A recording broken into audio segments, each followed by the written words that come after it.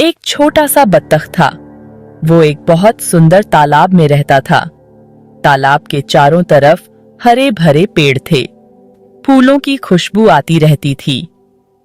छोटा बत्तख बहुत खुश था। उसे स्विमिंग करना बहुत पसंद था। तालाब का पानी इतना साफ था कि उसमें बत्तख की परछाई साफ दिखाई देती थी। तालाब के किनारे रंग बिरंगे फूल खिले हुए थे, जिनकी खुशबू पूरे वातावरण को महका रही थी। बत्तख दिन भर तालाब में तैरता रहता और कभी-कभी पानी में गोता लगाता। तालाब के पानी में मछलियां भी तैरती थीं, जो बत्तख के साथ खेलती थीं। बत्तख को मछलियों के साथ खेलना बहुत अच्छा लगता था। कभी-कभी वो तालाब के किनारे बैठकर सूरज की गर्मी का आनंद लेता था। तालाब के पास ही एक बड़ा सा पेड़ था, जिसकी छाया में बत्तख आराम करता था। पेड़ पर पक्षी चहचहाते रहते थे, जिनकी आवाजें बत्तख को बहुत पसंद थीं। तालाब के पास ही एक छोटी सी पहाड़ी थी, जहां से तालाब का दृश्य बहुत सुंदर दिखाई देता था। बत्तख कभी-कभी उस पहाड़ी पर चढ़कर तालाब को देखता और खुश होता। तालाब के चारों तरफ हरे भरे पेड़ और रंग बिरंगे फूलों का नजारा बहुत ही मनमोहक था। बत्तख को तालाब में तैरना और उसके आसपास की सुंदरता को निहारना बहुत अच्छा लगता था। बत्तख का दिन तालाब में तैरते, मछलियों के साथ खेलते और पेड़ की छाया में आराम करते हुए बीतता था। वो बहुत खुश था और तालाब में रहने का आनंद लेता था। तालाब का नन्हा बत्तख अपने छोटे से जीवन में बहुत खुश था। उसे तालाब की हर चीज से प्यार था और वो हमेशा तालाब में रहना चाहता था। एक दिन बत्तख ने स्विमिंग करने की कोशिश की, लेकिन वो तैर नहीं पाया। वो पानी में डूबने लगा। उसे बहुत डर लग रहा था। उसे लगा कि अब वो बच नहीं पाएगा। बत्तख का दिल तेजी से धड़क रहा था। उसकी आंखों में डर साफ झलक रहा था। उसने अपने छोटे छोटे पंखों को तेजी से फड़फड़ाना शुरू किया, लेकिन पानी की गहराई उसे खींचे जा रही थी। चारों ओर पानी ही पानी था। उसे समझ नहीं आ रहा था कि वो क्या करे। उसकी माँ किनारे पर खड़ी थी, उसे देख रही थी।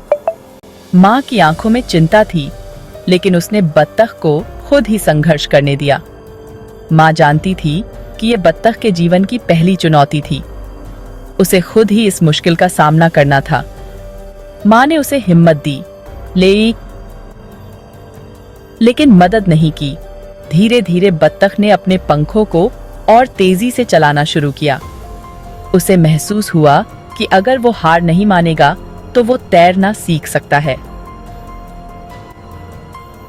कुछ ही देर में बत्तख ने पानी में संतुलन बनाना सीख लिया। अब वो खुशी खुशी तैर रहा था। उसकी पहली चुनौती ने उसे सिखाया कि डर को कैसे हराया जाए और कैसे खुद पर विश्वास किया जाए। माँ भी अब पानी में आ गई और दोनों साथ साथ तैरने लगे। बत्तख ने अपनी पहली चुनौती को पार कर लिया था और अब वो और भी मजबूत और आत्मविश्वासी हो गया था। थी। छोटा बत्तख बहुत उदास हो गया।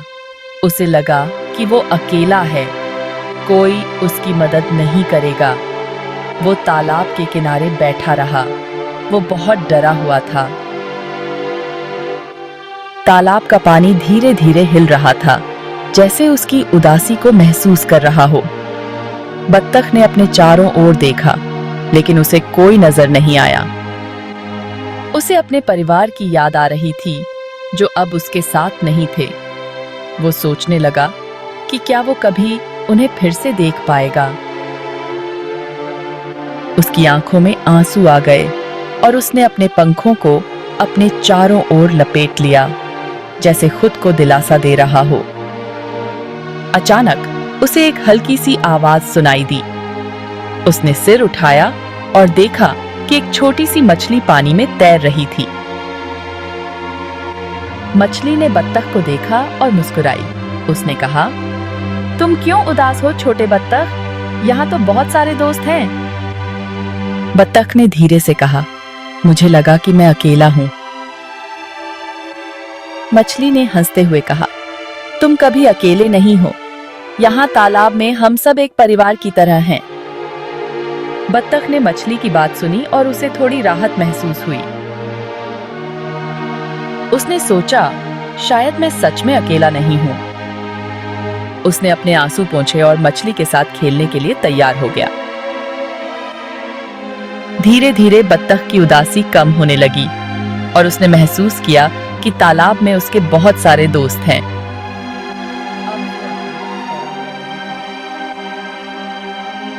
उसने अपने नए दोस्तों के साथ तालाब में तैरना शुरू कर दिया और उसकी उदासी खुशी में बदल गई।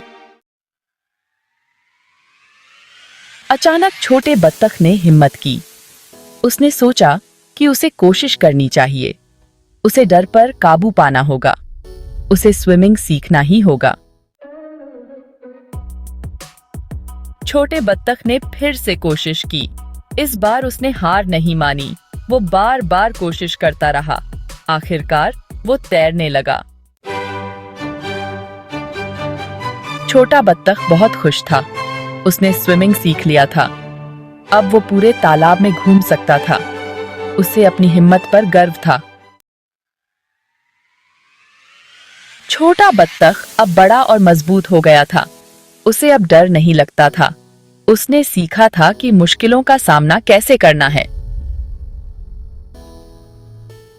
यह कहानी हमें सिखाती है कि हमें कभी हार नहीं माननी चाहिए।